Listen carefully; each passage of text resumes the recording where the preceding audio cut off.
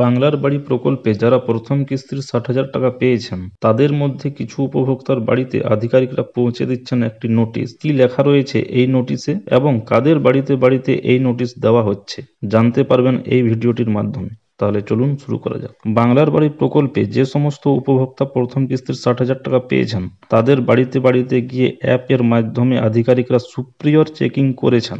এই সুপ্রিয়র চেকিং করার সময় দেখা গেছে অনেক উপভোক্তা আদৌ বাড়ি তৈরির কাজ শুরু করেননি। যারা বাড়ি তৈরির কাজ শুরু করেননি তাদের বাড়িতে বাড়িতে এই নোটিশ দেওয়া হচ্ছে। এখন দেখা যাক এই নোটিশে কি লেখা রয়েছে। প্রথমেই উপরে লেখা রয়েছে নোটিশ প্রতি শ্রী অথবা শ্রীমতী, অর্থাৎ যার নামে এই নোটিশ হবে তার নাম এখানে লিখতে হবে। বিষয় কি আছে?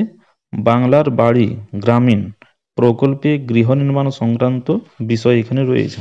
মহাশয় মহাশয়া, এত দ্বারা আপনাকে জানানো যাচ্ছে যে 2024-25 অর্থবর্ষে আপনি অমুক পঞ্চায়েত সমিতি থেকে উক্ত প্রকল্পে প্রথম কিস্তি বাবদ ৬০,০০০ টাকা পেয়েছেন, কিন্তু অদ্যাবধি আপনি পরবর্তী কিস্তির টাকা পাওয়ার জন্য গৃহ নির্মাণের কাজে অগ্রসর হননি।